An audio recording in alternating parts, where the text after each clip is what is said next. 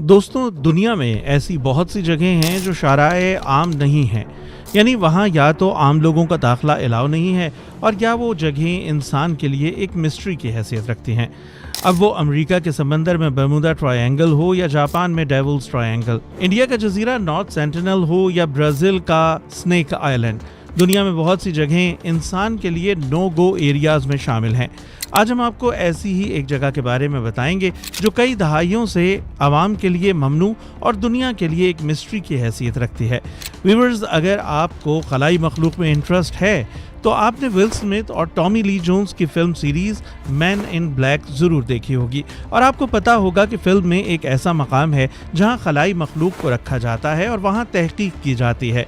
दुनिया में एक जगह के बारे में एक लंबे अरसे तक लोगों का मानना यही था कि वहां खलाई मखलूक़ात पर तहकीक हो रही है, बल्कि आज भी बहुत से लोगों का यही ख्याल है।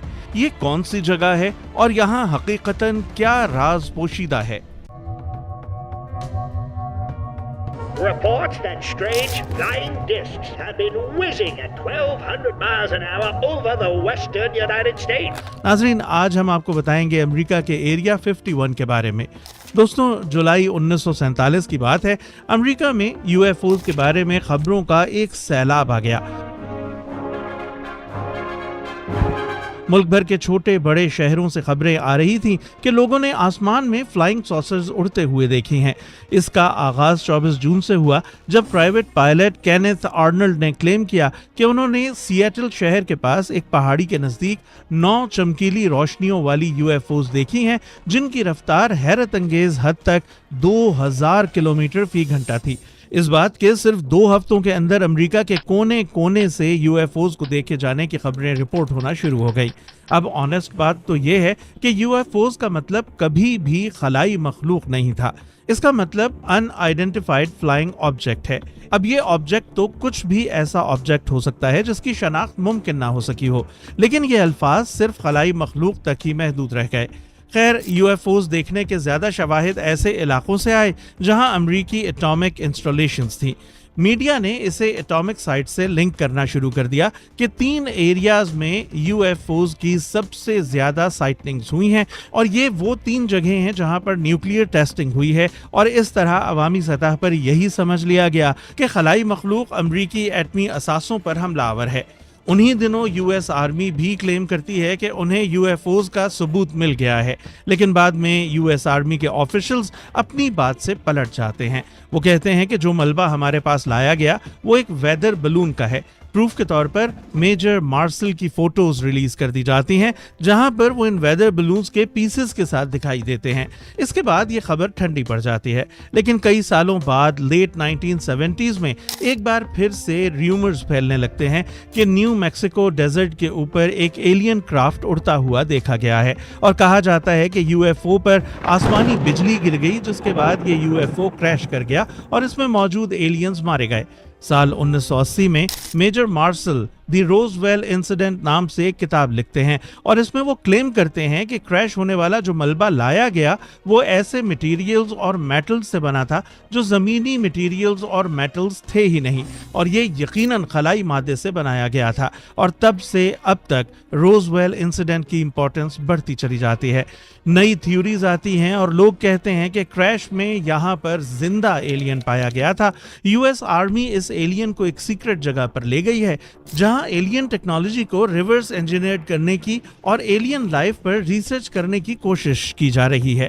और ये सब कुछ एक बहुत ही टॉप सीक्रेट लोकेशन पर जारी है और उस जगह का नाम है Area 51. Area 51. Area 51. Area 51. Mysterious region in Nevada known as Area 51. 1989 में बॉब लजार नामी एक शख्स क्लेम भी करता है कि वो एरिया 51 के सेक्टर 4 के अंदर काम करता था।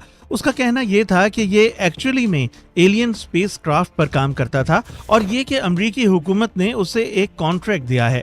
लेकिन आज बहुत से क्रेडिबल न्यूट्रल एक्सपर्ट्स मानते हैं कि ये एक कॉन्स्पिरेसी से ज्यादा और कुछ नहीं है। ये तो थी वो कहानियां और हिकायात जो एरिया 51 से मंसूब हैं।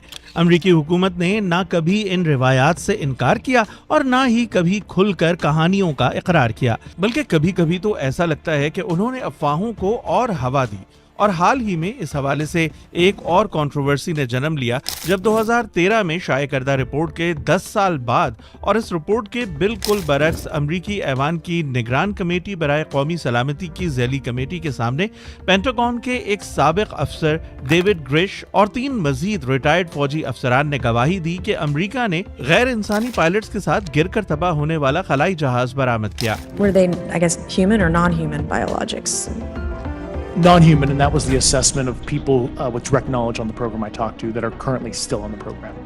گرش کے اور 3 سابق فوجی افسران نے گواہی دی کہ وہ بذات خود اس حقیقت سے واقف ہیں کہ ان کی وفاقی حکومت نے پائلٹس اور عام شہریوں کی جانب سے عجیب و غریب واقعات کی شہادتوں کو کس طرح سے ہینڈل کیا یا ایسی خبروں کو دبا دیا گیا۔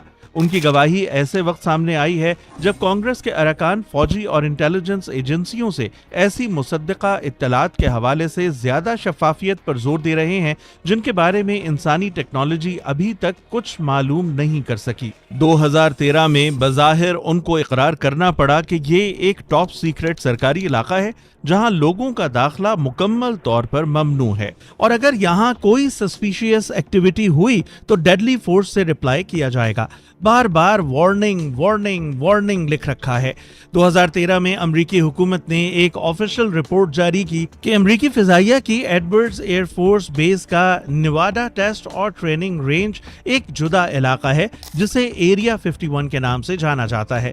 CIA کے مطابق علاقے کا نام ہومی ایئرپورٹ اور گروم لیک ہے، تاہم ویتنام جنگ کے دور سے ہی CIA کی دستاویزات میں اس کا نام ایریا 51 استعمال کیا جاتا ہے۔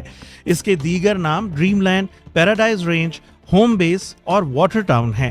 علاقے کے گرد اسپیشل یوز ایئر اسپیس کو ریسٹرکٹڈ ایریا 4808 نارتھ کہا جاتا ہے۔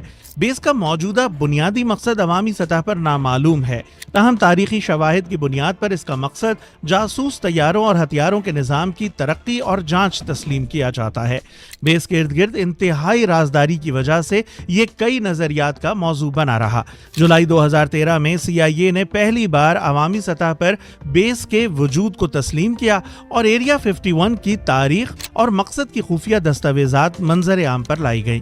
دستاویزات کے مطابق ایریا 51 کا انتخاب CIA اور امریکی فضائیہ کے عملے کی جانب سے 1955 میں فضائی جائزوں کے بعد کیا گیا اور اس وقت کے امریکی صدر آئزن ہاورڈ نے ذاتی طور پر اس کی منظوری دی تھی۔ ایریا 51 نامی یہ علاقہ صحرا کے دور دراز حصے میں گروم لیک کے گرد واقع ہے اور اس کے ساتھ جوہری تجربات کرنے کی جگہ ہے۔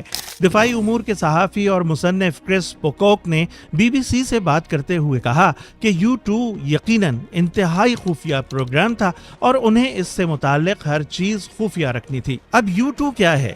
U2 بیسیکلی طیارے ہیں جو سر جنگ کے زمانے میں سوویت یونین کی جاسوسی کے لیے تیار کیے گئے تھے اور آج بھی امریکی فضائیہ کے زیر استعمال ہیں۔ اس کے علاوہ ایریا 51 کو آج بھی دنیا خلائی مخلوق کے ساتھ رابطے کا ذریعہ خیال کرتی ہے۔ سابق امریکی صدارتی امیدوار ہیلری کلنٹن نے کہا تھا کہ وہ برسر اقتدار آ کر لوگوں کو خلائی مخلوق کے بارے میں معلومات تک رسائی دیں گی۔ اب سوال یہ ہے کہ کیا اب بھی امریکہ نے اس حوالے سے سچ بولا یا ہیلری کے بیان اور ڈیوڈ گرش اور ان 3 اعلیٰ فوجی افسران کی بات کو سچ مانا جائے جن کے مطابق خلائی مخلوق کے بارے میں ایسا بہت کچھ ہے جو عوام اور دنیا سے چھپایا جا رہا ہے۔ دوستوں، آپ کا اس حوالے سے کیا خیال ہے؟ ہمیں کامنٹ باکس میں ضرور بتائیں۔ ہمیں امید ہے کہ آپ کو ہماری ویڈیو پسند آئی ہوگی۔